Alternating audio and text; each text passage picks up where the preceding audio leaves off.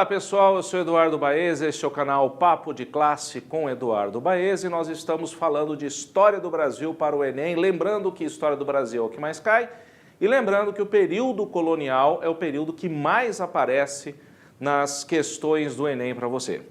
Nós já vimos o ciclo açucareiro, nós já vimos o ciclo minerador e agora nós vamos falar do processo que leva à independência do Brasil no século XIX. Neste vídeo, nós vamos abordar os movimentos de revolta na colônia. O que aconteceu no final do 17, início do 18, segunda metade do 18 e início do 19. Num próximo vídeo, nós vamos falar propriamente da questão da vinda da família real e do processo de independência. Vem comigo, olha só. Século XVIII, século XIX, o que está acontecendo em Portugal? Em Portugal, nós vivemos a Era Pombalina, que é um momento de auge do Império Português no século XVIII. Em 1750, Portugal passa a ser governado pelo rei Dom José I, e Dom José I traz consigo a figura de um ministro de Estado, que vai ser o chefe do seu gabinete. Não vamos chamá-lo de um primeiro-ministro, porque esse seria um parlamentarismo, e não temos parlamentarismo aqui, mas um chefe de Estado, um chefe de gabinete da sua confiança, o Marquês de Pombal. E o Marquês de Pombal ele está diretamente associado ao momento do despotismo esclarecido em Portugal. O que vem a ser isso? O despotismo esclarecido é o momento no qual o iluminismo, ideologia que surge no final do 17 e tem o auge no 18, ganha força na Europa. Vários reis absolutistas, a fim de evitarem conflitos e choques com a burguesia ascendente e com as novas ideias, começam a adotar medidas iluministas, práticas iluministas, a fim de se adequarem aos novos tempos. Uma destas práticas é o despotismo esclarecido. No momento no qual reis absolutistas adotam características iluministas sem abrir mão do seu poder. E um desses aspectos, um desses exemplos na Europa é o que acontece com Portugal em 1750. A Era Pombalina é a era do auge também da mineração no Brasil. E embora Marquês de Pombal tenha aumentado a exploração sobre as colônias, aumentado os impostos, criado a derrama, que é a cobrança compulsória de dívidas atrasadas da mineração da colônia, mediante confisco de propriedades ou até a prisão dos devedores, essa medida não chegou a ser adotada imediatamente, porque havia sim um crescimento econômico dessas colônias e de Portugal. Portugal, inclusive, nesse período, deixa de estar vinculado diretamente à Inglaterra, suspende o Tratado dos Panos e Vinhos, famoso Tratado dos Panos e Vinhos, Tratado de Mitway, que havia sido assinado em 1703 entre Portugal e Inglaterra, com o intuito justamente de vincular as duas economias. Portugal somente iria comprar produtos manufaturados, tecidos, panos, da Inglaterra, sem gerar a ela concorrência, e a Inglaterra, toda vez que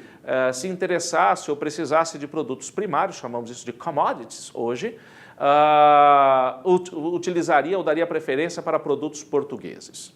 Esse tratado vigorou até 1750, mais ou menos, quando o Marquês de Pombal, então, ele opta por utilizar as riquezas e tudo aquilo que foi acumulado por Portugal para o desenvolvimento próprio, sem buscar essa parceria externa, né? Então, a colônia se desenvolve, a metrópole se desenvolve, é o momento áureo disso. Tudo ia bem, até que Dom José I morreu. Os herdeiros do trono de Portugal vivem uma problemática na questão da sucessão. E sobra para Dona Maria I, conhecida como a Louca na história de Portugal, a coroa de Portugal. E aí nós temos um cenário no qual Portugal vai retroceder nos seus avanços. Todas as conquistas pombalinas serão deixadas de lado. Se retomará a dependência com a Inglaterra e nós estamos vivendo já a decadência da mineração.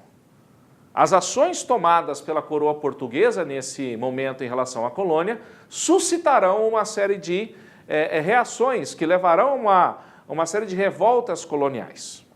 Mas, antes dessas revoltas acontecerem efetivamente, nós temos no século XVII e século XVIII os primeiros sinais de que a relação entre a colônia e a metrópole não estavam indo tão bem assim. São as chamadas revoltas nativistas. Ainda não existe aqui um caráter separatista. O que existe é um descontentamento do colono em relação às medidas tomadas pela metrópole em algum aspecto. Questionam apenas aspectos do pacto colonial e não o pacto colonial em si. São movidos pela elite colonial portuguesa na colônia, em contexto colonial, extremamente regionalizadas. Eu listo aqui para vocês as principais. Veja só. Em 1640, na Vila de São Paulo, a aclamação de Amador Bueno contra a nomeação de um governante, um administrador para a cidade pela coroa portuguesa. A Vila de São Paulo se levanta contra ele. No Maranhão, em 1684, os irmãos Beckman se revoltam contra os jesuítas e a Companhia de Comércio do Maranhão. Em 1709, os emboabas, os estrangeiros não paulistas, entram em guerra com os paulistas pela área de mineração e vencem.